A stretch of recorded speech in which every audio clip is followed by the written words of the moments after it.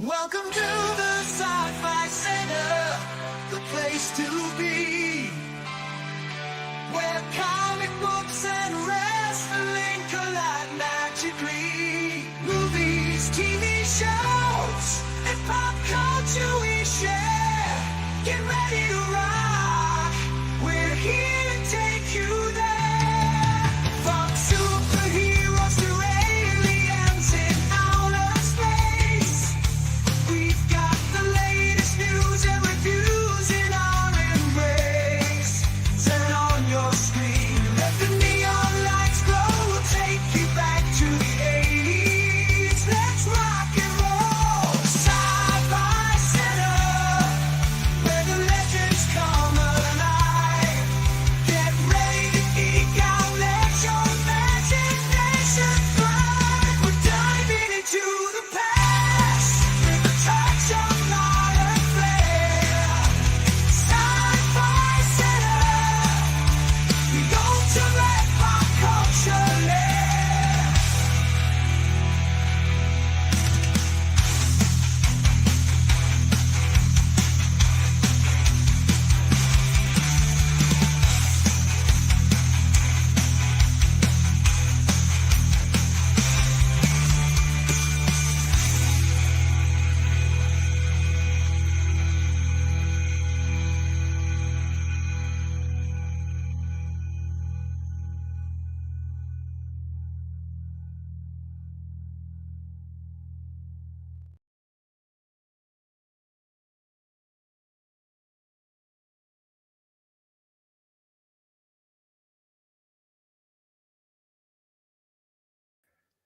Happy Wednesday. Sorry about that. StreamYard fucking up again. Go figure. Happy Wednesday. Welcome to Midnight Express. Gonna be a really brief show because of allergy wise. I am probably gonna end up losing my voice here over the next couple of days. Who knows? Unless I can really get some really good stuff that can keep the drying out from happening. But tonight we are going to discuss for a little bit the life and career of Val Kilmer. I did not want to do this yesterday because I just found out he passed before I had a chance to set up the show.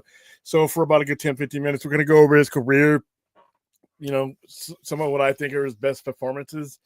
And like I said, what he meant. I mean, I was kind of rooting for the guy when he was going through his cancer battle. He beat cancer. He's one of the people that beat cancer only to die from pneumonia and complications thereof. So all right, let's go say hi to the chat. Hello, Green Lantern 20. By the way, one of the books we're going to be discussing this week when we get to the weekend is Absolute Green Lantern #1, Hit the Stands Day. I have not had a chance to read it, but we will go over it in detail, the differences and everything else between the standard Green Lantern universe and the Absolute universe. Yes, please like and subscribe. If you are watching us on Twitter right now or any other format, whether it be Twitch, anything like that, please right below me, youtube.com/@the-sci-fi center. That is how we build the channel. That's how we build our resources to make the channel better. We don't get much from Twitter. We don't get anything from Twitter. So yeah, just if you can, hold on, just make sure that let's see. Oh, okay.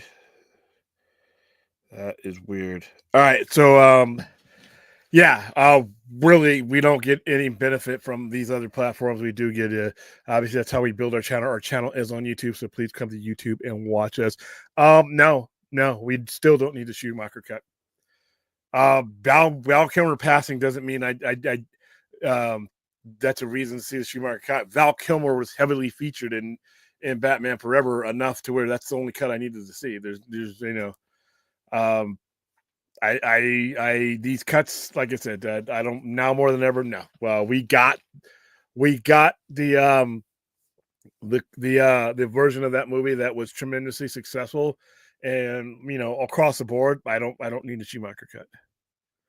I mean, there's a lot of ways you can honor the passing. Go watch Batman Forever, the one that got released in the theater. Just because Zack Snyder's cut got tampered with while he was making it doesn't mean that 99.9% of the time the cut that makes it to the theaters is the proper cut. rest in peace, Val Kilmer. But that is, I don't need the Schumacher cut. And joining me is from comicbook.com, Brad Kern. How are you doing? Yeah, I actually just had well, not a full belt test tonight, but a striping test, and specifically in Krav Maga. So, yeah, it was fun. And then I got another one I got to do on for Tang Soo Do, specifically on Saturday morning. So, yeah, really a lot of training going on lately. Was a slight okay? Am I echoing you through you? Or is that echoing to me? No, I got my Okay. headset on. Was CinemaCon a missed opportunity for Guns DCU? Okay, so you're talking to somebody who thinks the last year has been a missed opportunity for Guns DCU. I be honest with you, I think that I mean, CinemaCon would have been nice if they would have had something, but I think they should have had something at Comic-Con last year. There are people who disagree with me of that, but have never given me any real common sense basis of why the hell they didn't have something ready at CinemaCon. I mean, at Comic-Con last year. There's been nobody that's ever been giving me a reason. Those people who tell me, even when they try to compare what DC is going through right now to what other normal movies under normal circumstances are going right now, no one's ever been able to give me the answer to why we don't have a full trailer by now, or why there wasn't one there. Nobody's been able to tell me why we have a dog that everybody likes dogs. That dog's not on every damn pet food and pet toy commercial. You can do it. Nobody's been able to tell me why there wasn't anything near in the vicinity of the Super Bowl when a movie that's being released that same month has done all of the above. I don't want to hear the bullshit excuse. Well, you don't have the money. Listen, if you can't afford to promote, you can't afford to be in business. You just there is no hoping and dreaming shit. Yeah. If you cannot afford to promote, then you cannot afford to be in business. So if you're putting all this weight on Superman as far as going forward with the studio and this is a really important movie, you cannot say that and then say that there's not enough money to promote it. You either have you can either afford this venture or you cannot. I mean, you can't have the studio say we're counting on this one movie to save our entire studio and then not market That's if they are saying that. And that in itself is a big miscalculation anyway. But I mean, but I don't want to hear as a consumer. I don't want to hear that bullshit. If you are putting Superman out, if you've decided to make Superman, if you've decided to put it out in the year of 2025, in the month of July on the 11th day, if you have decided to do all those things, then at the same time, simultaneously, you have made the decision to promote the movie. So I don't want to hear about this, well, they don't have the money shit. Then you shouldn't have, that's too late for all that. That needed to be part of your plan. And to be honest with you, I think fans believe that the studios pay for this stuff for and all the time. That's not the truth. A lot of the time, it's the production company that puts some money forth to begin with that pays for the advertisement because they're protecting their investment. Legendary paid for almost most of Dune's financing came from Legendary, and part of that was the advertising budget. That didn't come from Warner Brothers' pocket. They were the distributor, but that wasn't the that wasn't where the ad budget came from. And you guys saw what we did when we did for Dune Part 2. Warner Brothers was no broker or richer then, and they found a way to do, along with Legendary, a long form, very extensive and expansive promotion for something that is not Superman. As much as I love Dune Part 2, Superman on their priority Superman's list a household name. Is a household name that is already, by virtue of being Superman, really done it for you. So you're asking somebody who thinks that I think they should have been not just the movie. Not just the movie. I think, like I said, if the movie does well and the rest of DC doesn't do well, then it's worthless. If everything else does well and the movie fails, Superman fails, then it's worthless. DC is a brand that needs to work in unison and it needs to be pushed as a brand. I think we're getting to that point now with all the levels, but I don't know if they're all working together. But yeah, I think they missed an opportunity from what I can tell and what I know that came out there. But like I said, I don't think that started at CinemaCon. I think that's been year round. See, and also, I mean, I mean, they did show stuff at CinemaCon. They just didn't show it to the public. They showed it to the exhibitors there. But I mean, that's still We'll kind of get cutting that off on Minecraft for those of yeah. you who want to get cons in this game, Minecraft, but which is that's not going to be me. but that's still gonna, you're still kind of cutting off your nose to spite your face if you're just like making like footage and reveals like only exclusive to theater exhibitors. So it's like, I mean, we're in the fourth month. This movie comes out in 3 months. Yeah. So I mean, and I mean, not to be that guy, but to bring it back to, I mean, I remember like we had like, in the lead up to Man of Steel, we had like 4 trailers, with by this point. I would have taken one. Mm. There hasn't been a trailer for this movie yet. That teaser, pretty good. One, and like I said, I know we got the audience people listen that want to call a teaser a trailer. It's not. I'm talking about dialogue. I'm talking about premise. I'm talking about villain.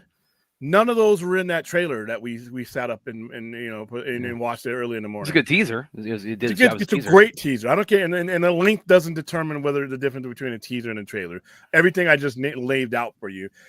We're 3 months in. I was hoping for CinemaCon would at least get a trailer, but we haven't. And like I said, maybe I'm wrong. I hope I'm wrong because I don't see Superman helping me as a fucking comic book store, and that's stupid. Yeah. Well, I don't see Superman failing getting me any part of any other story I want to, because I think if Superman does not do well, then I think that you're going to see DC start to get parsed out to whoever can afford certain sections of the licensing deal. I don't think that's good for the franchise either. So there was even outside like marketing material, I mean, there was obviously James Gunn was on stage with the cast and talked about certain things, including there was like one little soundbite that I DM'd William yesterday. We're going to talk more about that on Saturday. He kind of wanted to like devote more of the Saturday show real estate and to get that. more info about it. I need more info because it was this one little kind of snippet of it was pretty intriguing from like the way both of us have analyzed it. But again, that's stuff that was not shown to the public. It's like we're getting like that relayed secondhand, like through people who were there, posting about it on social media. But again, that's not marketing. That's just that's just kind of like almost like a game of telephone. All right, Azteca, not enough to make it a worthwhile venture. I mean, that's not. I mean, like I said, I don't need it. I don't need it. Wait, you don't I'm talking about the Schumacher cut. Okay. Because when you say fans, how many? Is it enough? Is it worth it for me to spend that kind of money or any kind of money on it? You can't be abstract when you say, well, fans want it. Because you that's real money you're spending on something that, to be honest with you, why? That's another question. I mean, because I want to see it, it's not enough. They put the Batman Forever is one of my favorite movies of that era. I did not leave the theater wanting from Batman. No one did. We've been 30 years. Well, also, I mean, it's like that was before the era of like social media, like making these things like more knowledge of it more readily available. Yeah, now, and you know what? That's not necessarily a good thing. That's not necessarily good. The movie that we got, it was fine with me. I and some of the aspects of it that I've read about that were taken out of the movie, I didn't need. Well, like you if anybody's intrigued about that, you can kind of see a little bit of it because I've read the novelization, or I should say I've listened to the audiobook of the novelization, probably there with it. And that's probably, as far as like what's in like the extended like Schumacher version of it, that's I would say is probably the closest thing we have to that currently. And it's like I would encourage anybody who's kind of interested in the Schumacher cut to kind of give the novelization a look, because it's got some interesting stuff in it. It's got things like how Batman met Harvey Dent. It's got a little bit more Riddler's backstory.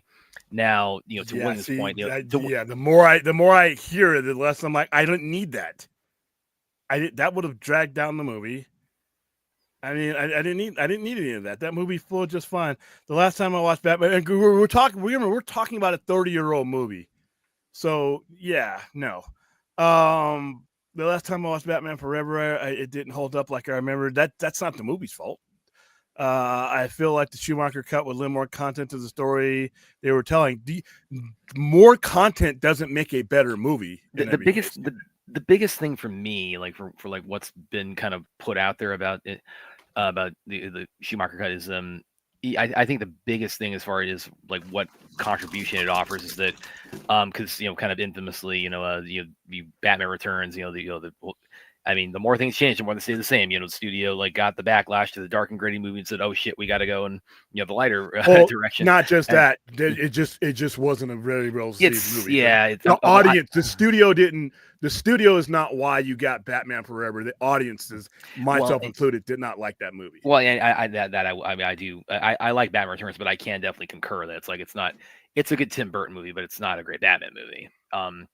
But like one thing that I have heard, that from people who have like either been privy to it or it's kind of like a general knowledge of it, like or people who worked on the movie, is that the biggest thing with it is that kind of like the transition from like a Burton to Schumacher.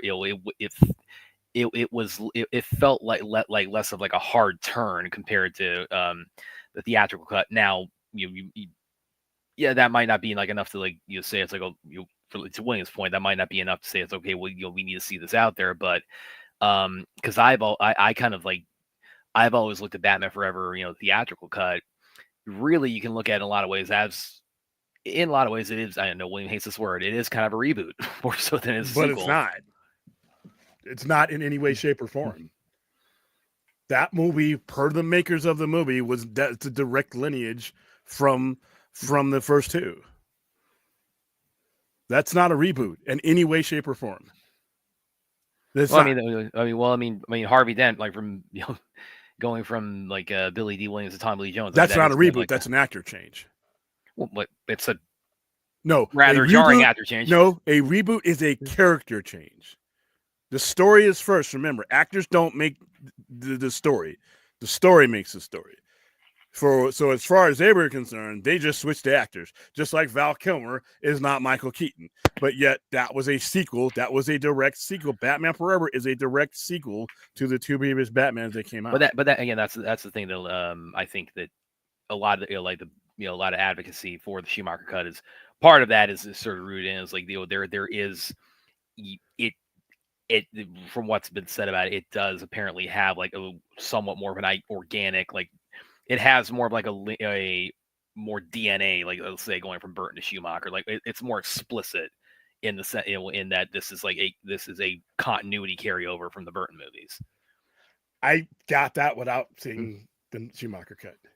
I didn't need that. I'm as dumb as a rock, and I didn't need that. So why would I? Why? Like I said, if you get it, great.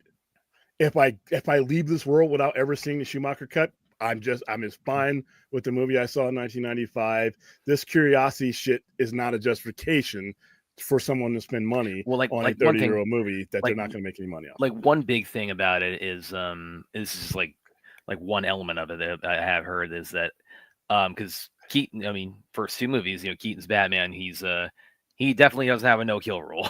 But and then we get to Forever, and Batman he's very much trying to talk Dick Grayson out of this vendetta he has with Two-Face, and apparently, like in Schumacher's cut, there was, it does. I mean, you get this theatrical cut, but I think it's a little bit more kind of drilled down in Schumacher's cut. The idea that he is kind of grappling with, that he's dealing with like some remorse for, rather flagrantly taking lives in the Burton movies. So again, it's like that's present in in the theatrical cut, but apparently it's a little bit more emphasized in Schumacher's cut. Again, that's one element there that I've kind of heard that's sort of present in that. I'm good with the one that got released in the movie. Let's go on, Aaron. Oh, by the way, Aaron, it's like if you haven't already, check because I commented back to your the post you had me on the Karate Kid Legends trailer. Check. I just sent you a comment on that. I think you'll find interesting if you haven't. I check that out if you haven't seen it already. Okay, what else we got? Like I said, I think those supporting characters are going to be in the movie for about a total of 12, 13 minutes, maybe, depending on how long the movie is. So yeah, I think the trailers and the things they're cutting up, things like that, to make people think. Well, like that, we do know that we have got a runtime. It apparently is 140 minutes. So, which it was kind of interesting when I heard that because a lot of the headlines said like this is like the shortest like runtime was like shortest like intro movie to a new Superman that we've seen. It's like, well, not by much because Man of Steel is 143. So I don't know if that's like it's a pretty negligible difference. It's about as long as Man of Steel. Yeah, I agree. I think that the teaser should, like I said, I don't find. I think the Warner Brothers, if they're approaching us as you know status quo, then that's going to be a problem because that's not where you're at. I thought that the teaser should have been at Comic-Con. I thought that teaser that we got later on should have been at Comic-Con, and I think there should have been a full-on trailer sooner. But people are like, "We don't need that because it's 5 minutes." Like I said, I'm on the screen a lot of the times with a bunch of cinephiles that want to compare DC's situation to something else. I hope that they aren't comparing DC. I hope that Warner Brothers isn't comparing DC's situation to anything else because I think, if they are, that could be a problem. Well, I mean, kind of good news, bad news is that because I don't think they are, but I think they're also doing something arguably worse, which, Well, they're putting pressure on it now. And I'm just saying, if you're going to put that kind of pressure on it, then you need to be, you can't go out and tell me, that we need to win a championship and surround me with players that are not championship level and put me on a court that, is all broken up and give me training facilities that, that aren't up to snuff with everybody else that I'm competing with. So if you're saying that this is whoever is saying this, if this is supposed to be this, that big of a deal, then it needs to be treated like that all the way through. So yeah, I think, like I said, I hope it works out for them. Be honest with you, because like I said, a failure Superman movie basically makes it doesn't do good things for the character, and it doesn't do things for the what inspired the character. It'll just generally turn people off in general, and then you're back at square one. So I hope it does as well as it needs to, but at the same time, when you compare to if you want to compare it to other movies, you need to compare it to Fantastic Four. Compared to Fantastic Four hadn't even begun filming, and they had Comic-Con. Yeah. They had people there. They had everybody. They had the entire cast there. And a lot of things. They had a huge reveal of RDJ as Dr. Doom. They had Fantastic Car was there just for Fantastic Four alone. Just for Fantastic Four, a movie that comes out 3 weeks later than Superman. So on the day we were at Comic-Con, Superman was done. Superman was filmed. Superman was done. Oh, is it showing at that point? Yeah, it was done. Superman was done filming before they were going to spend the full year on post-production, which is fine.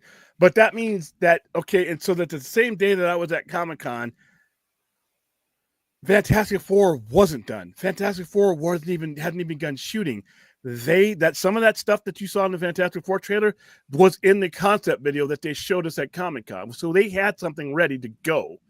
All right, for a movie that hadn't even started that type of production yet. And since then, not only have they had that, they've had a full-blown trailer.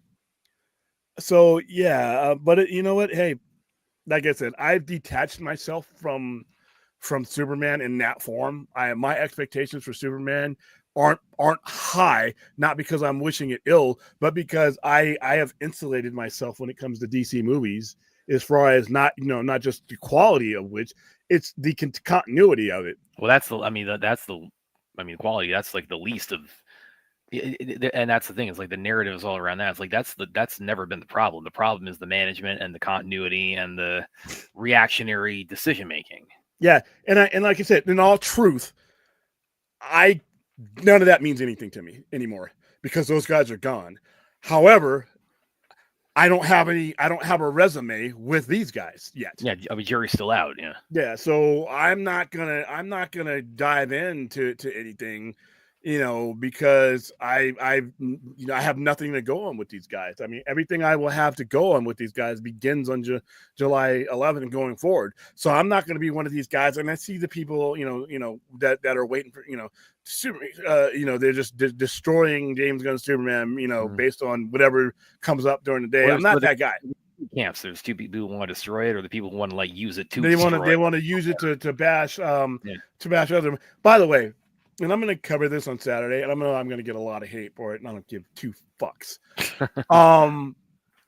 Some, not all, some, and when I say some, I mean too many in a significant portion of Superman fans are worse than old Trek fan and modern Star Wars fan ever could hope to be. Yeah, some Superman fans, not all of you, so don't come out with, oh, that's not me. You're going to know who I'm talking about because they'll engage me. Some Superman fans are worse. You want to talk about what, all these groups that get together to bash Star Wars, and an old Trek fan that literally sat on the throat of Star Trek for 12 years and almost suffocated it. Superman fans, some of them, not all of them, but a significant portion of them are worse than any of them. When it comes to Superman, and every time I see a picture of Corn Sweat, anything, James Gunn gets it. He knows how to. You don't know what the fuck James Gunn. You haven't seen shit. We haven't seen shit. We don't know how he gets what and what is what. Superman is hopeful, and I'm hopeful again. And now I can go out and sniff flowers and shit rainbows because Superman is back to being what he's supposed to be. First of all, unless you're 185 years old, you don't know. None of us know what Superman, Schuster and Siegel, what he's transformed been. And nobody, if you're saying this, I can't hear you anymore. If you're saying this type of nonsense, I have to move on. I have to change the subject.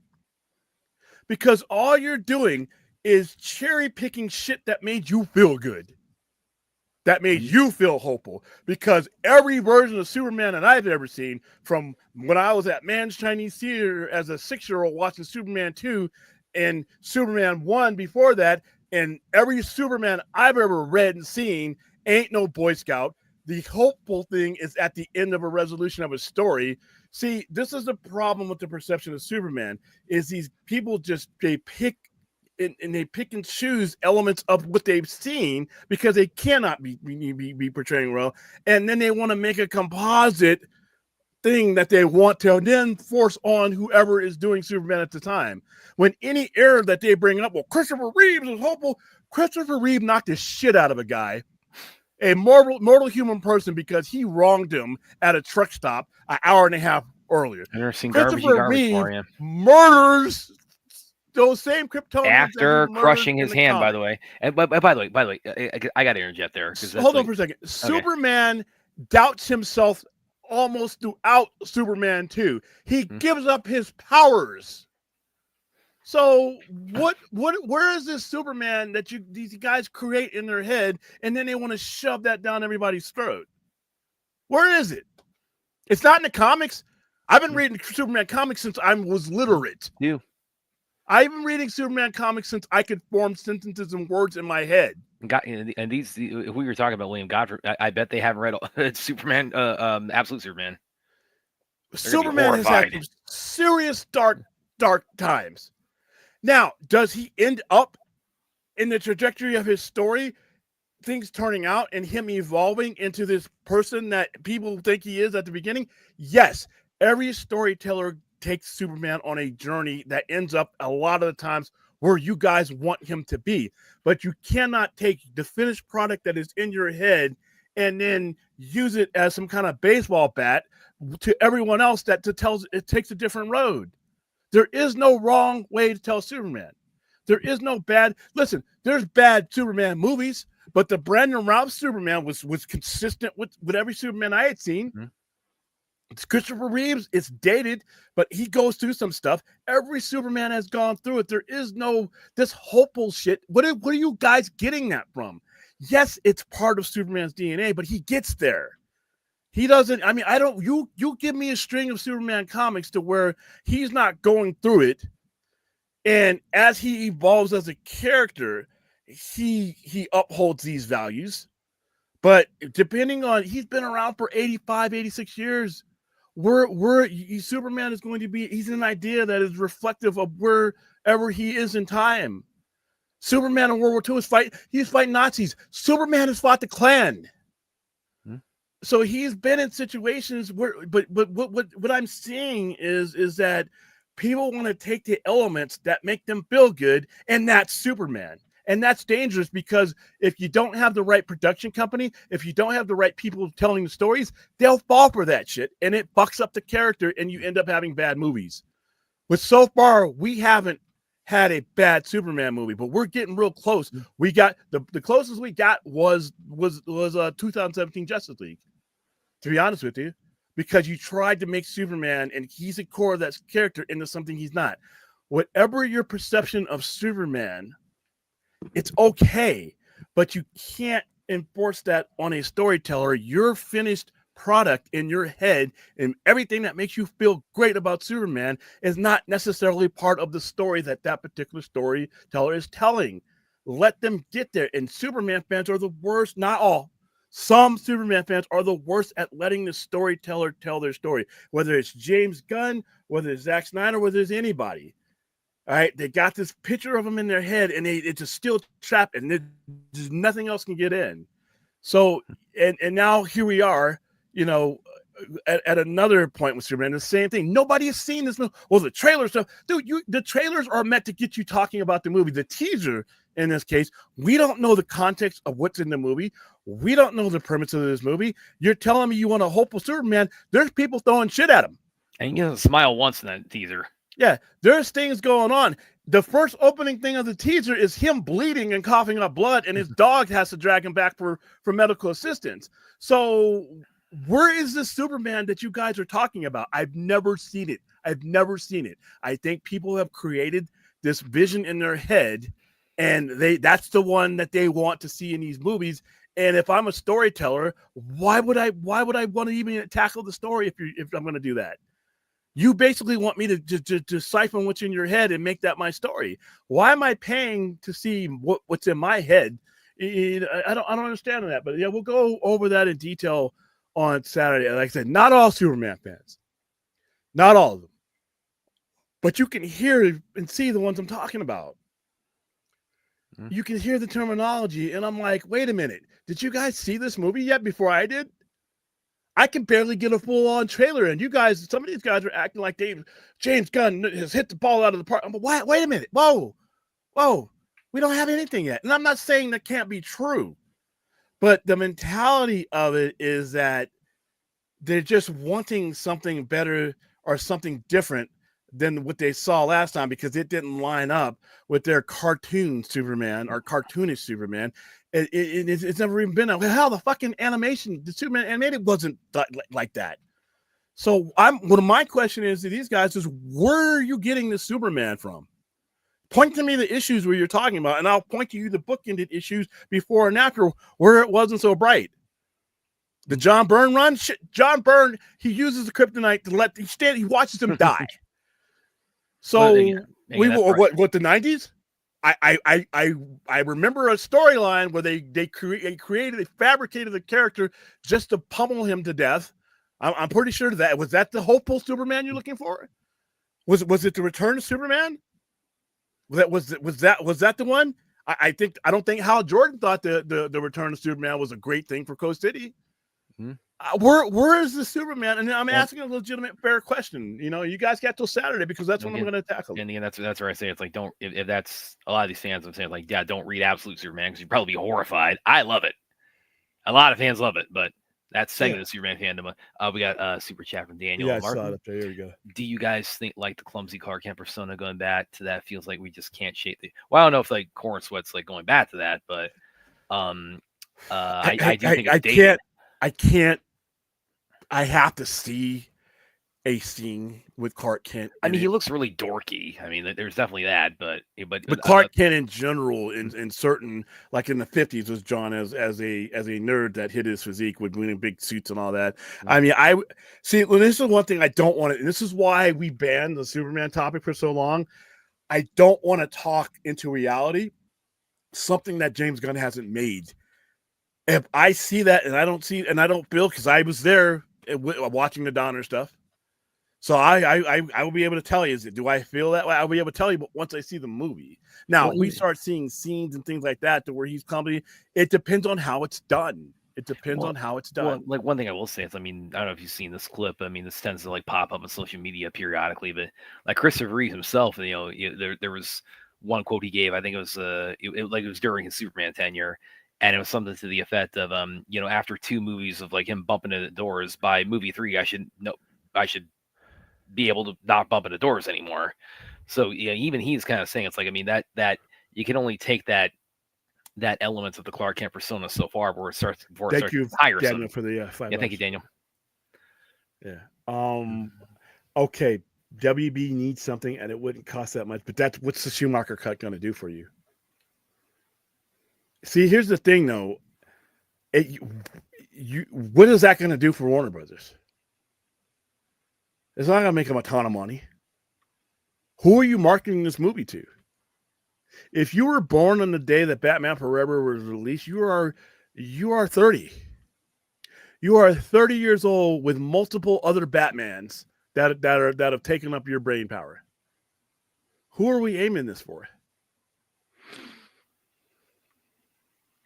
No, I'm not going to punch Waddle. I'm not going to care. I saw Batman Forever in the theaters, and I was fine with it. I'm not going to care one way or another. Let's see, off topic. Yeah, oh yeah, we've discussed that. Yeah. Oh yeah, hell yeah, we definitely agree. I get. What was it like? I think it was either Fourth or Spidey or somebody said like the next one they do should be called like the Tax Man or something. Yeah, no, that was it. You've said this before, Azteca, and I'm going to give you the same answer that I gave you then. No, because some of Ridley Scott's director's cuts suck. I said that on this show. Ridley Scott is the blinding example of how most of the time the studio gets it right. And see, it's really interesting because I made this point before, but like I mean, William said like Ridley Scott's his all-time favorite filmmaker, but like when we run down, and we've done this previously, we like run down, I've listed off, it just read off like here's everything he's done, and William said, okay, love that, hated that, love that, hated that. So it's like, it's a favorite filmmaker, but also you would probably describe it as like batting about 50-50. So, and that that is that's interesting kind of dichotomy where I feel like so many people, they feel like their adherence to a particular director or just kind of general storyteller. It's like they feel like they can't be like a quote unquote fan unless their guy or their girl's like batting like like 80-90. You give him 50%. J.J. Abrams is 50% because there's some shit he's done I don't like, but he's done. It's the 50% that he's done that overtakes that. I don't agree. I don't agree because first of all, they weren't even thinking in those terms back then. They didn't. Yeah, you can't oppose that on Batman Forever. What they would do eventually with the Flash. So Batman Forever is a direct sequel. They even said it was a direct sequel. But like remember, don't use terms that we've corrupted today and try to apply them to 30 years ago because they weren't thinking that way. They didn't do reboots back then. Rational. 100%. See, this is the kind of thing where that makes me want to like ask William, can I pick like the turning point story on the Saturday show sometimes? Well, you have to pick something that actually was a turning point. Well, okay, but like maybe like better way to put it is that again, like I read Superman Earth 1 probably like a year or two after Man of Steel came out. I really wish I had read it beforehand.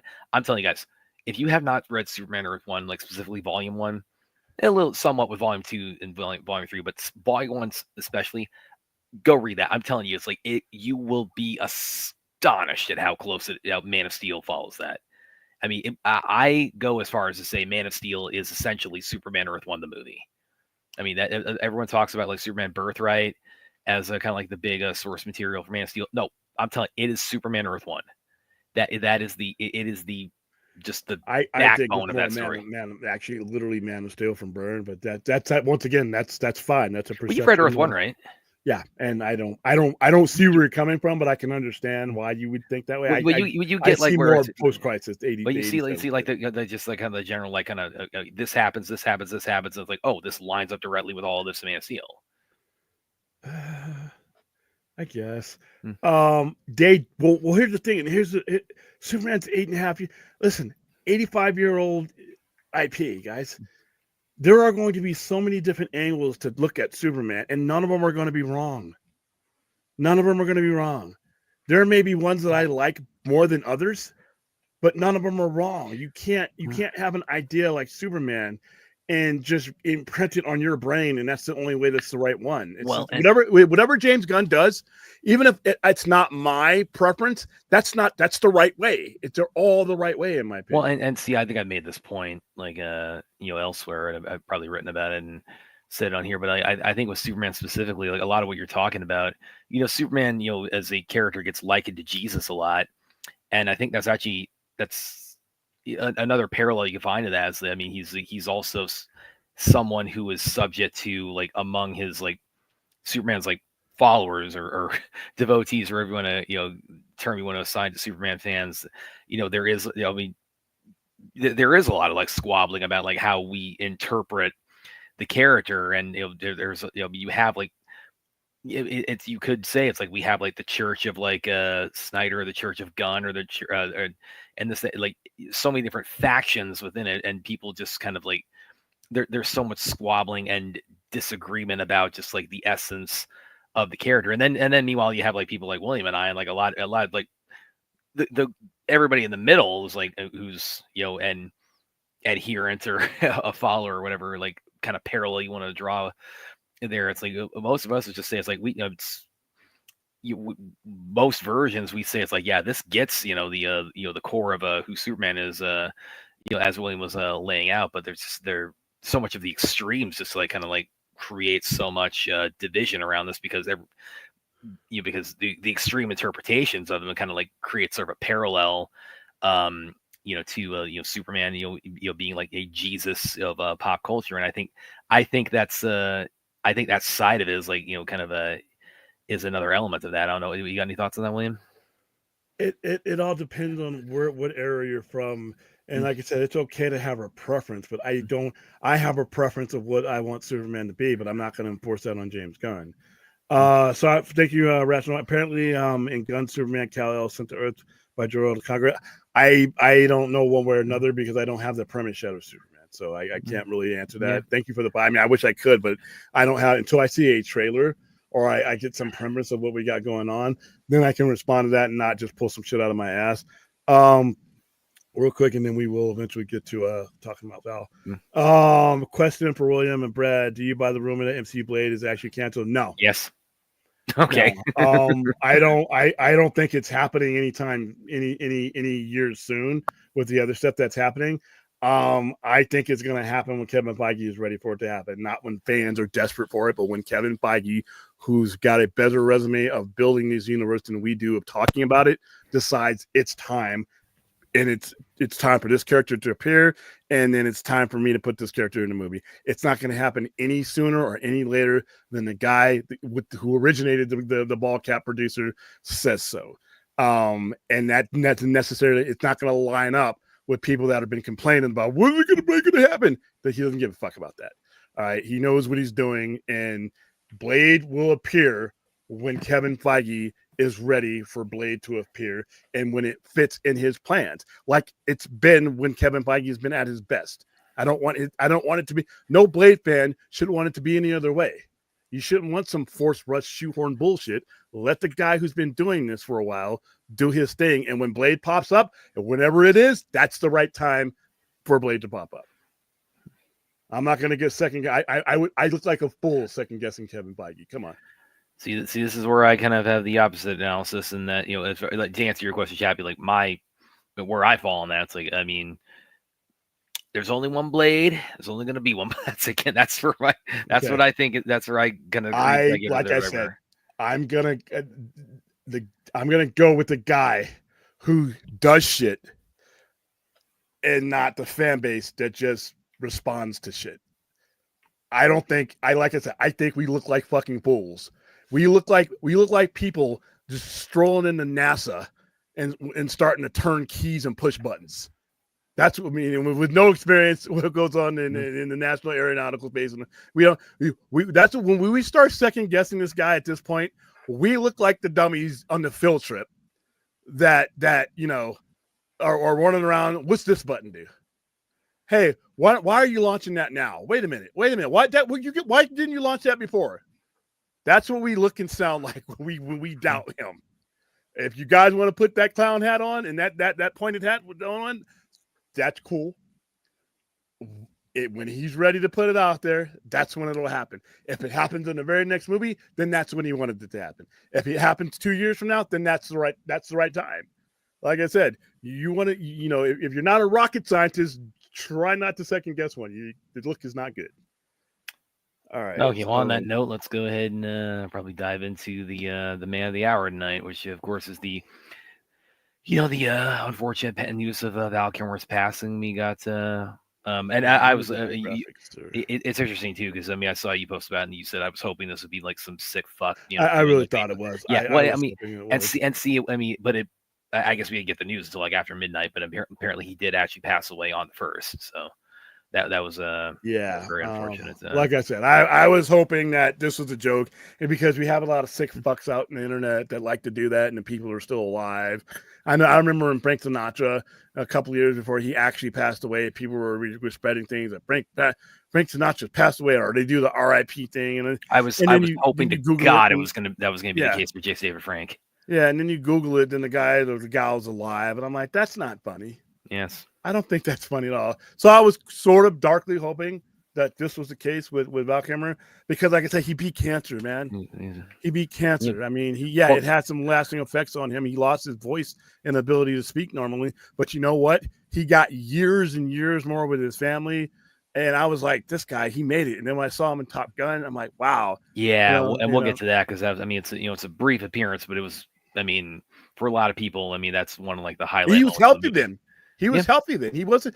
This illness, the pneumonia, came on like this wasn't something that he was been. Yeah, it wasn't the cancer that killed him. So it was pneumonia, and I don't know. I didn't know.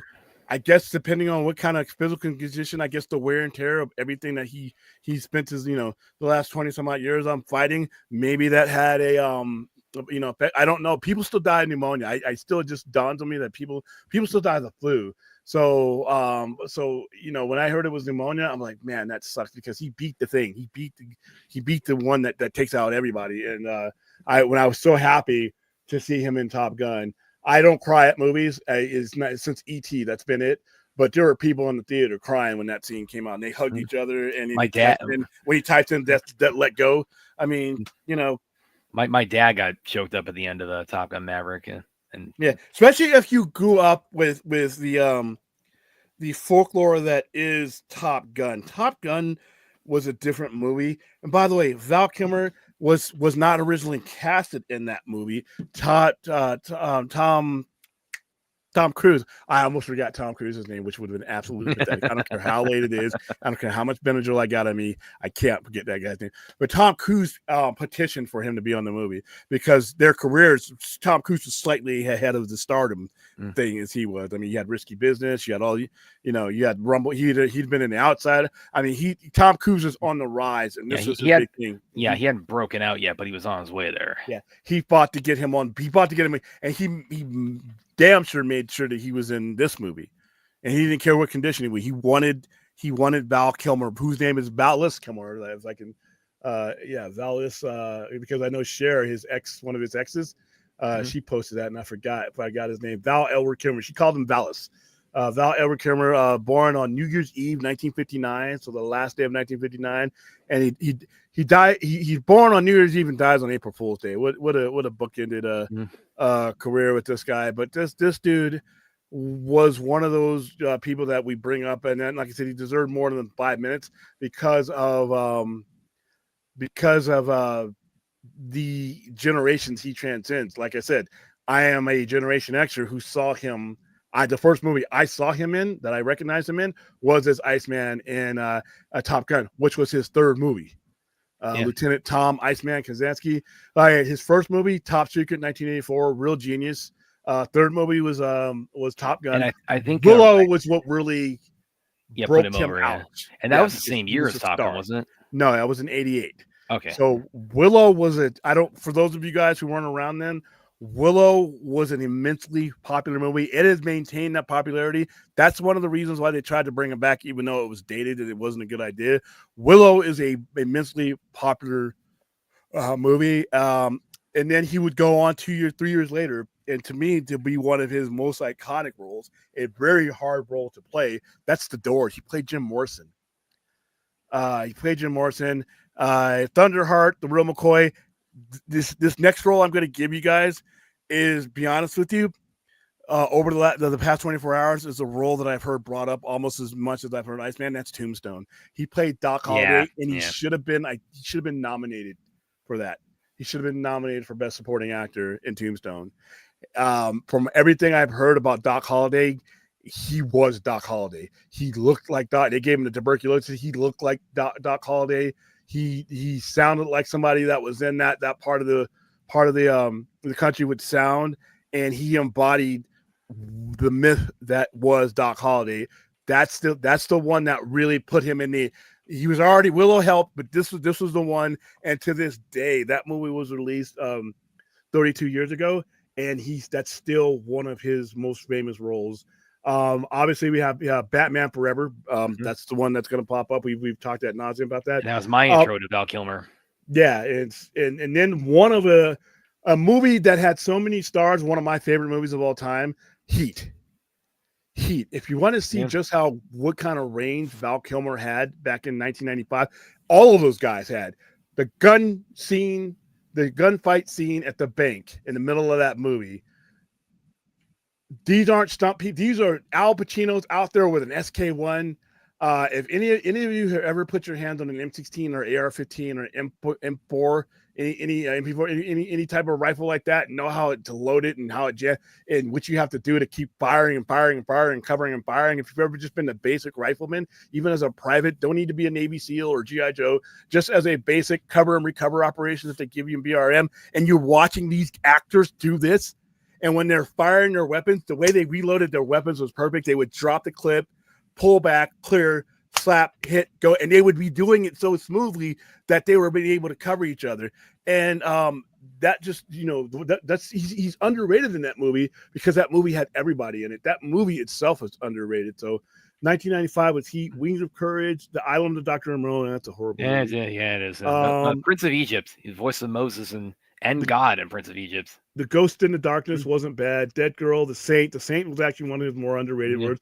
Prince of Egypt, at that, and then 1990, that was 1990 decent, but that was just a voice slug. That had a huge ensemble. I mean, that had a pretty huge cast in it.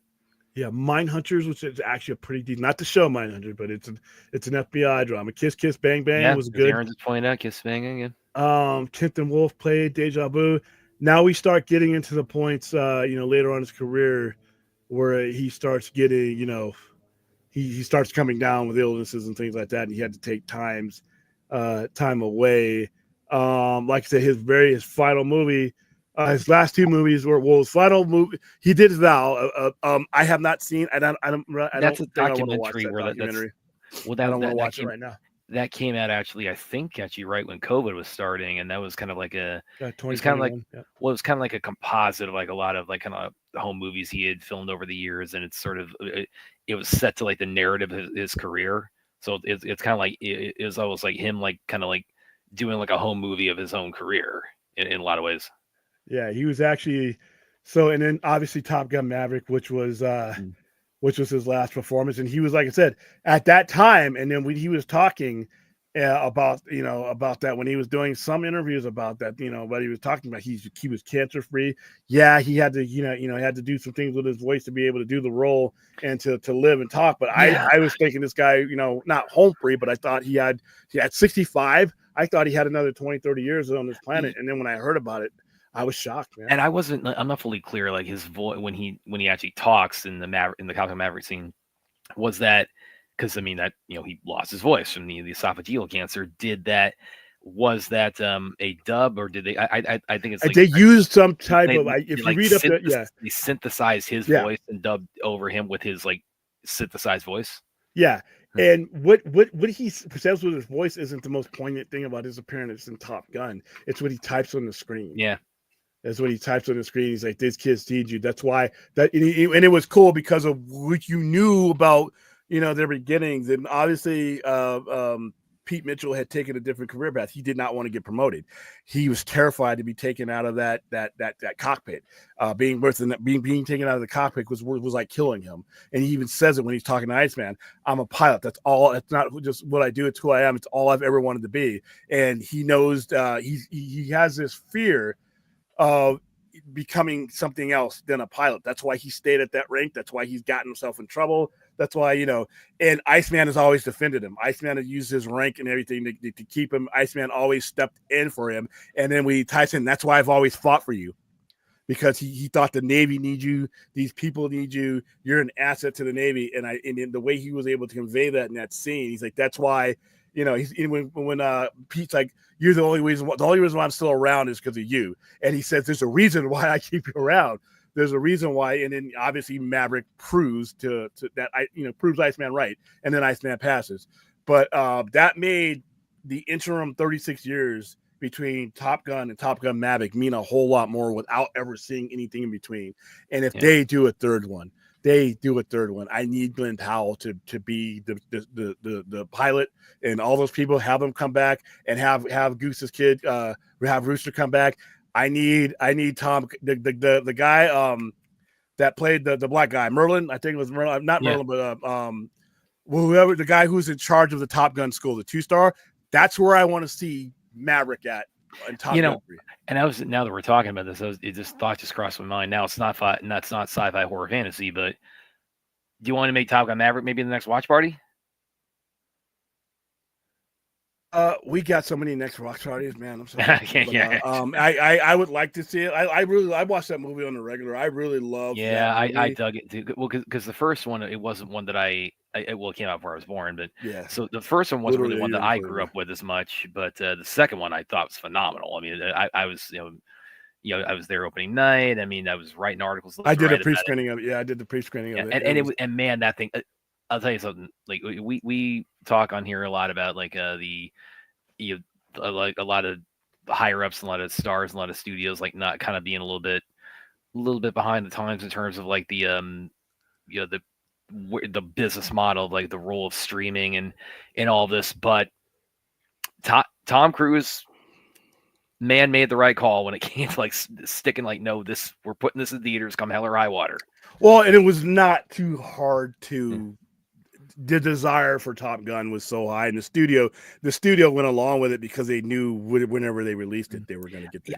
And see, I mean, maybe it's like my kind of like, again, there's a reason why it's like in my field, like one of the things I am not a box office pundit. That's definitely not my specialty. Me either.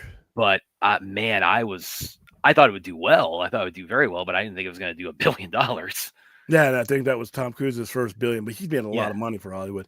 So Shoe-Hunting Civil War, Spider-Man Civil War is okay, but Blade, why are we going back to Blade? Because I saw that up there. No, it doesn't. Both of those decisions were Kevin Feige's, so it's okay because it's his decision, it's his story, and he's done well enough with the story to put him in when he's ready. No sooner, no later. All right, so let's go. Do a watch party of Vampire Hunter D Bloodlust. Doubtful. I don't know if I remember seeing the original on Cartoon Network when I was like 8 years old. It scared the hell out of me. Rooster. Yeah, like I said, I brought this up. He had a lot of movies. Aztec. I skipped a lot of his movies, but I went to the first ones. Prince of Egypt, I didn't want to bring up. But he did so many movies. I mean, he did. I went to the ones that he's most known for, and he's not most known for that movies. I mean, which is really weird. Prince of Egypt. If you walked up to somebody and said, "Hey, Val Kilmer, Prince of Egypt," they'd look at you like you had a third eye on your forehead. They know Prince of Egypt probably, but they wouldn't necessarily associate him with that immediately. Which is I'm going to doubt half of them would even know Prince of Egypt. Which is unfortunate because that to me, it's like that's my favorite like 10 Commandments for a movie. That's my bar when it comes to like doing anything of the 10 Commandments is the Prince of Egypt. What year was that released? That was 98. Yeah, I didn't even remember that movie being released in 98, and I was there. Yeah, I really love Prince of Egypt.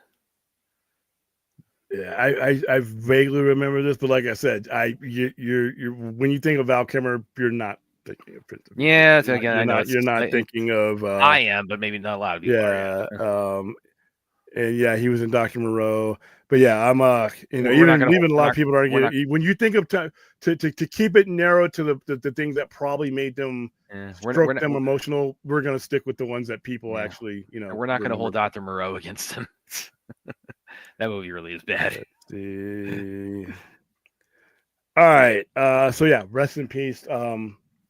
Rest in peace, Val And Kilmer. he's like in this picture here, he's probably like about like 27 or so, wasn't he? Like in the first Top Gun. Well, if he's in Top Gun, so if he was 65 He's a now in 59 that to yeah, so probably movie, about 26, 27 at the I'd time of say filming. about 20. Wait, I'd say about 25. Yeah, Well, roughly in 59 that area. was 59. The movie comes out in 86, so yeah, he's about 26 to 27.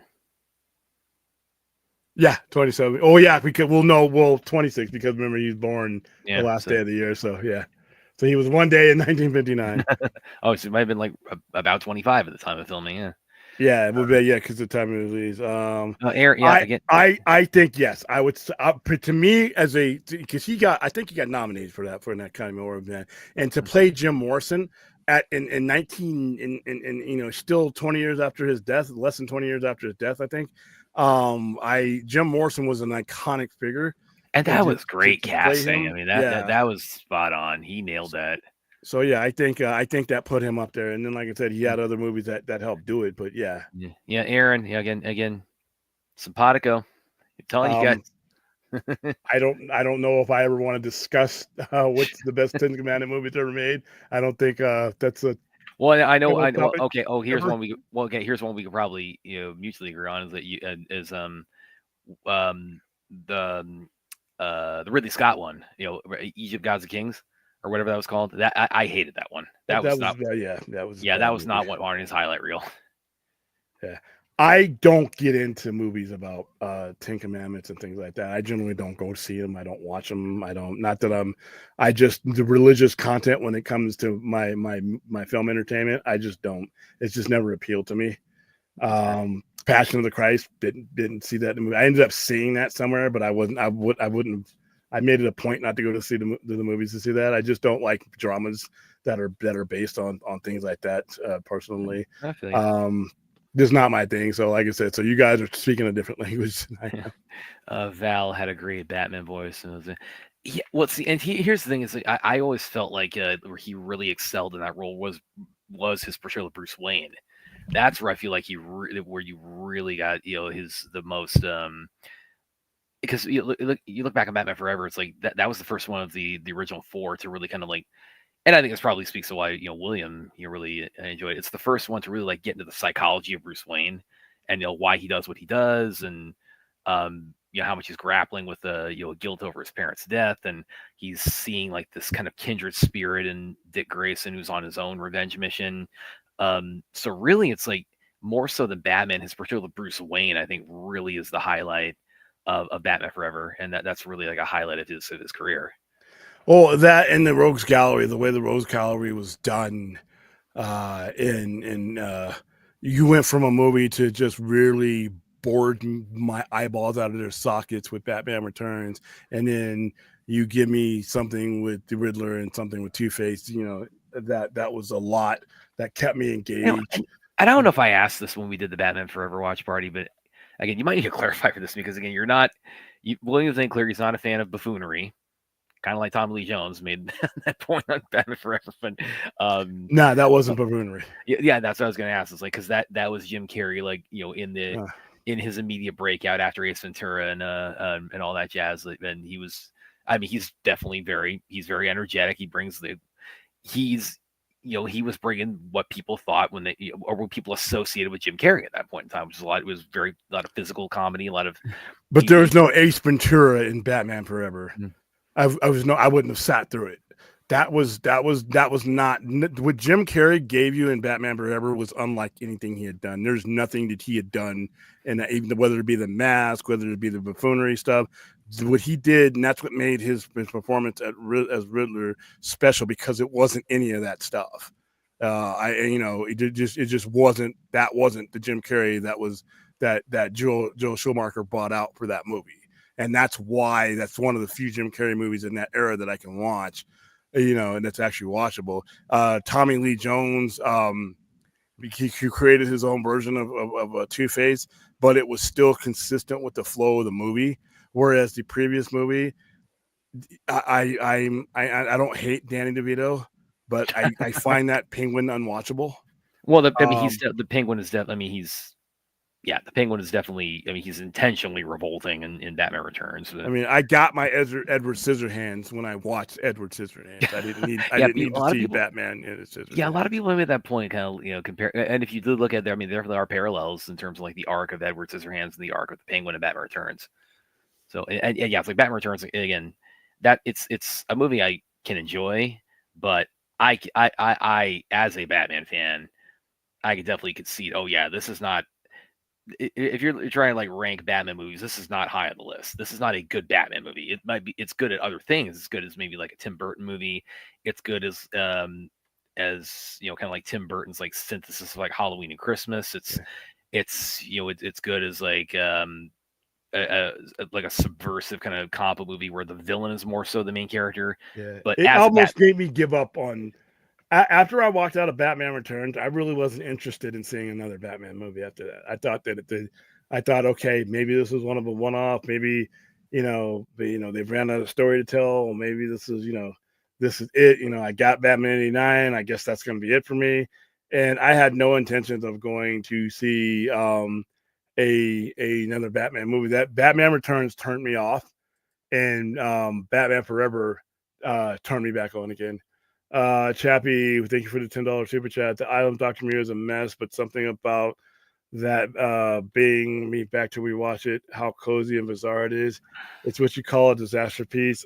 And I love that. See, I don't listen. If a movie's so bad that it's funny, I have no. If it's not Rocky Horror Picture Show, then I don't have. But it's not even that. It's not that. So that's funny. It's just so bad. It's just painful. It's there's no focus to it. There's no structure. You could tell everybody involved had a horrible time making it. It's not so bad. It's good. It's so bad. It's excruciating. When movies are that bad, I just tend not to rewatch them. That's how I feel. But thank you for the $10 support. And like I said, this is where towards the mid '90s I started. Early mid '90s, I like I said, save for Ed Wood. I just have never been somebody who's been, clamoring to go see a Tim Burton movie. If we got a couple from Bell Rev, I think she's talking about Batman Returns here. Where are you here? She's the pink one. I think it's. Oh yeah, Tim. You can like go like contrasting like Batman 89 with Returns. You can definitely tell. Oh, they let him off the leash on Returns. He was like nobody told him no at all on Returns. He had a blank check and he spent every dime. And more power to him. He had total free reign. Because of the success of the exactly. original. Yeah. So for better or worse, it's like he made the most Tim Burton Batman movie possible, and the focus of it is on the villain. Yeah, like I said, that movie alone. When I left out of that movie, I was like, okay, you know what? I got the Batman. I went from Batman 89 and every Batman being everywhere to, you know what? I think I'm done. But like I said, when I first saw the trailer for Batman Forever and I started hearing about it turned me back. It's interesting you should say that because now this is I was definitely younger at this point, but oh, by the way, guys, if I didn't like the movie, I'm probably never gonna watch the documentary. That is actually a pretty fascinating documentary. But I actually have to listen. For me to ever give a documentary, I actually have to want to know what's going on in the documentary. If I don't want to know or don't care what's going on in the documentary, I'm probably never going to watch it. And that includes the one we were talking about a couple of days ago. They can go ahead and make the Snyder Cut documentary. It's a hard pass for me. What was I saying a second ago? Oh yeah. So yeah, I was definitely younger at this phase. And these movies came out before I was born. But I mean, I remember as a kid seeing first two Superman movies, Christopher Reeve, loved them, and then I saw three, and three That that, three that was bad. yeah, three was the point where I kind of said for a while, it's like I think that they might have gotten all the mileage they can out of a Superman movie. I mean, I'm obviously happy to have been wrong, but Well, it took a different version of the character to come back and do it like decades later. It took multiple different versions. We got multiple TV shows and movies out of that, all of which are I hold in vastly higher esteem. Even the ones I don't like as much, like Superman Returns. I don't think it's. I don't hate it like William does. I don't think it's great, but It's a bad movie, but it is. I mean, it is. I mean, like William, what's your favorite Ridley Scott movie? What would you say? Blade Runner. Blade Runner. Yeah, it's Blade Runner compared to Superman 3. Well, yeah, but you're also talking about 1987 versus 2006 and just different ways of storytelling. The 80s, half the stuff that came out in the 80s was garbage. Most of the sequels that came out in the 80s were garbage. So yeah, Superman 3 really, it's every time I hear it, because I mean, if you ask people like to rank like every Superman movie, 99% of the time they're going to rank Quest for Peace the lowest. No, I'm not on that. The franchise was done. Once again, the franchise was done at 2, so it was, it's kind of but 3 is like everything. Every Superman before and after 3 has been infinitely superior in my book. Yeah, but like I said, that's not hard. It's not hard. I'm sorry, but it's not hard to outdo the 80s. It's not hard to outdo the 80s. It's so again, it's like for as much of a Superman fan as I am, it's like for that movie to like make me think of that age, it's like I don't know if I need a Superman movie.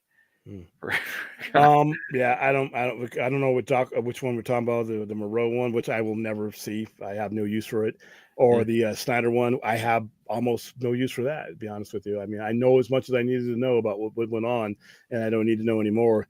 You guys enjoy it if it ever happens. Oh yeah, Droga. Don't take this the wrong way, dude. I don't know if I want to see these because of what the image you sent me of like you pasting Zack Snyder's face onto my body. That scared the hell out of me, dude. So I don't know what else you got cooked up, man. But but no, I haven't seen it. But please tell me it doesn't look anything like that, because that maybe. I mean, my heart skipped a beat when I pulled that up. I mean, you just scared me shitless with that, my man. Aaron's asking why did they recast Harvey Dent in Batman Forever? Because actually, that's a good question. I don't know because for somebody who was going to be the type of Riddler that they were going for at that particular juncture, Billy D. Williams wasn't the Billy D. Williams was okay for a guest appearance for somebody who they weren't going to use in the role of Two-Face. See, once you're going to actually use him in the role of Two-Face and you start scripting around a certain script, it just wasn't who that creator, that director wanted for that role at that particular time. All right, guys, I think Jim Carrey was awesome. Yes, he was. You're talking about as the Riddler, right, or just in general? Yeah, because that's the other shit he did in the 90s. I don't even refer to. Well, like I mean, you go back to like his 90s work. I mean, the next one he probably after Batman Forever that you hold in higher esteem is probably the Truman Show, right? Yeah. Because that was, I mean, it's that was actually a movie. It's comedic, but it's not. He's not. It's not all wacky shack. Yeah, he actually, and movies like that showed that he didn't have to be that way to be a hit, and that's the kind of sad thing about it, is that he did not have to do the silly stuff all the time. By the way, he actually, I saw this earlier. He actually put out a bit of a tribute to Val Kilmer on social media. Of course, a bunch of people did. Well, because he was in a Batman movie with him. So yeah, I'll go and link that in the chat. Here is an article about that. But he spoke very fondly of him. So I'm going to share that with you guys. If you want to give that a look, that's right there in the chat. All right, so there we go. That is my tribute to Val Kilmer. Gone at 65, which is too soon. Too soon. Hold on. There we go. Yeah. Usually they take up a little screen like that. Yeah, they added a couple different options to it. Aaron says, so when Harvey had his accident, became to also change his race. Well, yeah. him being, him being black or white wasn't relevant to his character. So Well, when they do that, you can do that. The thing about it is too, I mean, like, not to like downplay Billy D. Williams, but I mean, you could probably watch Batman '89, like you'd be forget. I mean, it's very easy to forget Harvey's in that. He's at a press conference. He's at a press. He's at a press conference. He's at like a party at Wayne Manor, and he has like one scene where they're like prepping like the bicentennial parade, and he is a cameo at best in the original. I mean, so it's very easy to like retcon or headcanon, like, oh, that wasn't like the canonical Harvey Dent. That was just like another kind of it's not like miscasting Michael Duncan Clark as Kingpin. That's a miscast in my opinion, because you're changing the nature of the character, the way Black Gangster would have come up and where he would have come up, given the way society was during the era of the Kingpin. You're literally changing the character into something that the Kingpin would not have been. You have to express that, because, like I said, Kingpin, Lower Manhattan, big rich white society that he was coming in. When you're talking about black criminals like that, majority of them that were at the level of ruling that type of territory would have come from Harlem, would have come from different areas. Where Michael Duncan Clark plays a Kingpin that would have come up through a normal Daredevil comic. But once you change things like that, you have to change the era. Like when you go and make a Black Nick Fury, some of the things that were happening during, Sergeant Fury's Howling Commandos with a segregated military. If you're not going to tell that story, then you would have to change what war your Nick Fury came from, and that's what they did when they went Ultimate with him. So. Bell Rev says some characters can be race swapped, not just Superman or Batman ever. No, because once again, I think that those characters' origins are embedded in the society that they came up with. If you are going to tell a story of a Black Superman, you are going to have to tell the story of a Black Superman, because we kind of try to wish it didn't matter, but it does matter. Race matters in context of how they view America and how America is viewed through the eyes of that particular person. So you could make it Kryptonian, but I wouldn't want to usurp Clark Kent to do that. And that's why I always kind of felt like the Calvin Ellis, the idea of him being modeled on Barack Obama, that was actually it's a pretty smart way to like create like a Black Superman, because like you're modeling him after the first Black president. So I never was a big fan of Superman being the president. Nah. I didn't like that story. I thought it was kind of niche and cool, but I think there's 1,000 different ways that you can make a Black Kryptonian or somebody who assumes that role, or make an entirely particular character. But if you were going to do a character and you were going to root it from, even today's standards, you're going to have to bring up some subjects that not a lot of people are comfortable with talking about if you're going to be truthful. Otherwise, it's going to be cartoonish and I won't be able to take you seriously. So, and that kind of story does address it, but in a way that is not, I didn't see it hitting on the points that I as a reader of color would have cared about. So. Daniel Martin says, Michael, let me pull it up. Michael, it's funny. Well, that's not a bad comparison, but like I said, look where Suge Knight, look where Suge Knight was coming up, but look at how Suge Knight was coming up with. Kingpin deals with the establishment that kind of looks down on people, so it looks down on him. And he looked like them. So you would have to be honest and tell that story. Otherwise, it's cartoonish. And that's one of the things that one of the many things I didn't like about Daredevil 2003. I actually interviewed the dude. His name is R. Marcos Taylor. I actually interviewed. He was a guy who played Suge Knight in Straight Outta Compton. I actually interviewed him about 7 years ago. He's a good dude. I really enjoyed talking to him. He's an awesome dude to talk to, and he's a martial arts guy. So saying that. Bell Rev. They're still going to do that movie. Yeah. Well, again, this is an announcement of like about the contract made by the bullshitters who were on the studio at the time. So it does. I mean, J.J. Contract's a contract. And it wasn't. There wasn't a time limit put on that project. I mean, I can't tell you when it's going to happen, but I can tell you that it's contracted to happen. And you can't race swap Wonder Woman 2. They've done it. You have to change once again, if you come from a place where there are, first of all, there has to be Black people where you're doing it from, depending on what race you're going to be. So if you are, if you're on an island with just, Greek, but you also have Nubia. There have been stories where there have been Black Amazonians. So you have to read those stories to see where the context. And I have let go of Wonder Woman a lot lately, the last 5 or 6 years, because it just hasn't been a comic that I love the covers, but the story is just lost Well, me. again, this is where Absolute comes in, where it's like, Yeah, oh man, they're killing it with Absolute. So you could have, I mean, you depending on what the story, where the story tells what the origin of these things, where did the Amazonia, where were the original Amazon? I mean, there's a lot. It's comic books, so you can, if you did, all I'm asking, if you do a race drop, understand that that's just not a color. It's not just a matter of like changing the skin tone. It's a matter of also changing like cultural background. There's a heritage that changing involved like in it. You're changing the origin story too. Especially if you're going to say, let's say they wanted to do it in a time period piece, and we're going to stick with the 1938 of Action Comics instead of a white Kryptonian, it's a black Kryptonian. We all know where the country was in the 1930s in regard to race relations. How are they going to treat him? How are they going to treat a black man with superpowers? Exactly. That's a story that if you're going to do it, let's be, that's where I'm going to go with it, because otherwise it's just you patronize me and I just don't have the time for it.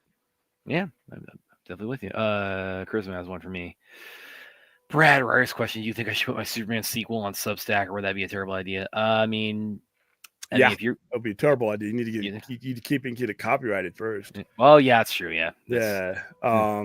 And to be honest with you, I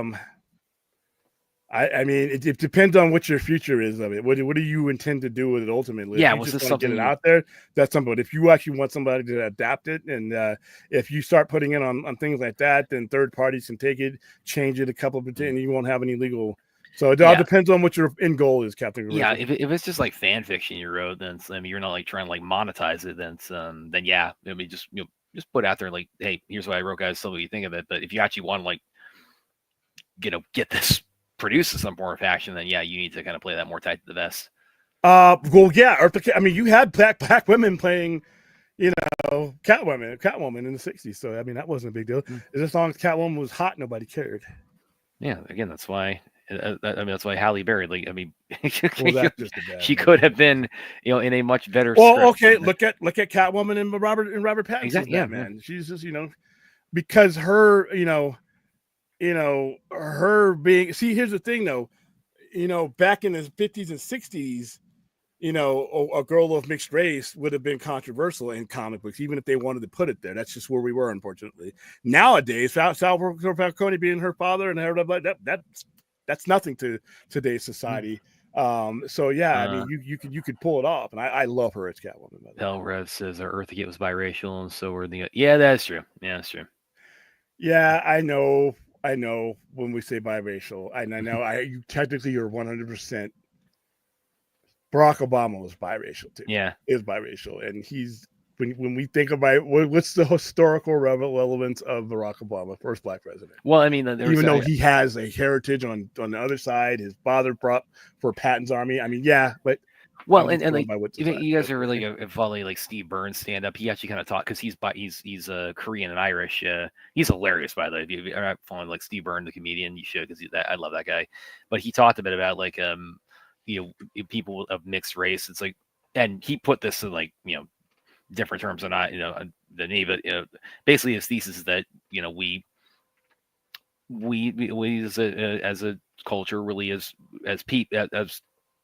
humans, when we tend to kind of we want to go for like a shorthand on most things. So it's like if people who are of mixed race, we kind of like we have a mental tendency is to kind of like pick one side of their cultural background and say, okay, you're mixed white, black. Okay, well, you're black. Or you're mixed Asian, black. He used the example of Tiger Woods. Like, well, he's black golfer. So Barack Obama. Well, and because and the reason why, and I'm not saying this is right by any means.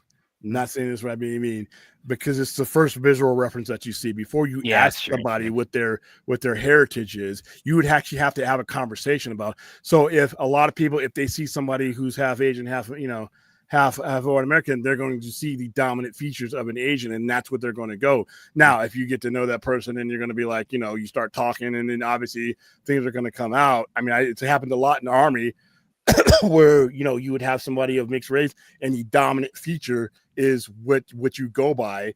That's not saying that's right, but that's just human nature. So, but when you start sitting down and you start meeting the family, you start talking to people, it's a different thing. But most of the people that we see, we don't actually talk to. So, that's not condoning that. not condoning that, but that is like I said, like humans, like we try to find shorthands for anything we can in life. And it's like what what the first impression before you even talk to somebody is like what you see. You see, I mean to put it, in one kind of way, it's like we mentally somewhat kind of judge a book by its cover.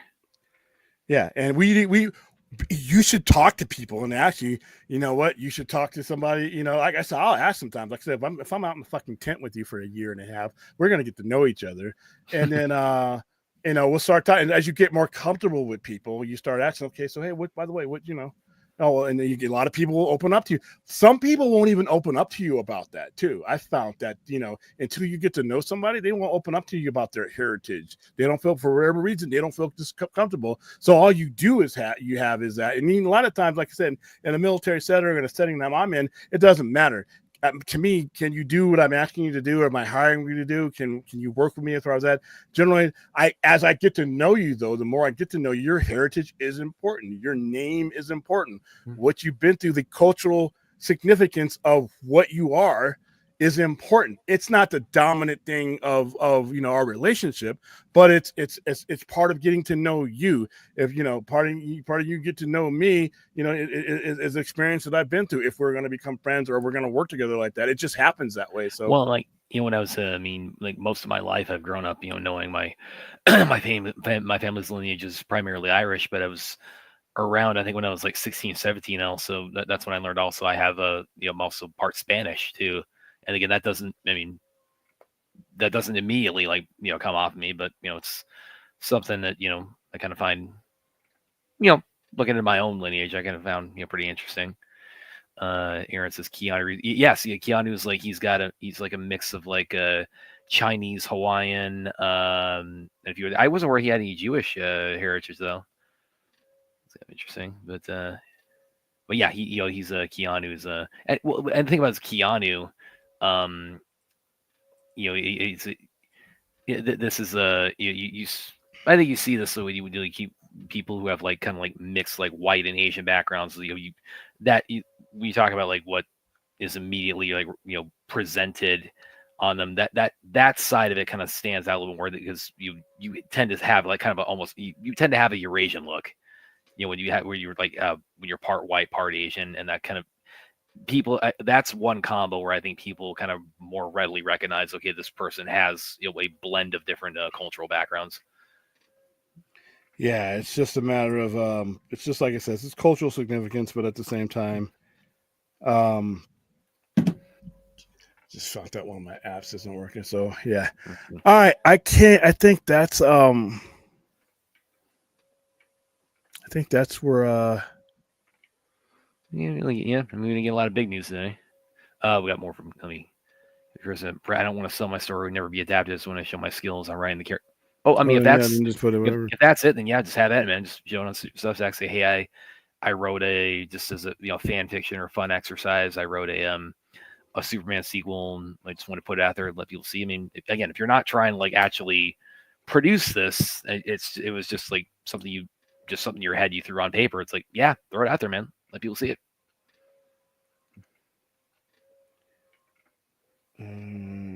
Let's see. Okay, I think that's where I don't have anything else to talk. It wasn't a big news day. Like the big thing was a tribute to Val Kilmer. Yeah, I don't need to talk about Coyote versus Acme again. I think we've talked about that. I don't think that's heritage.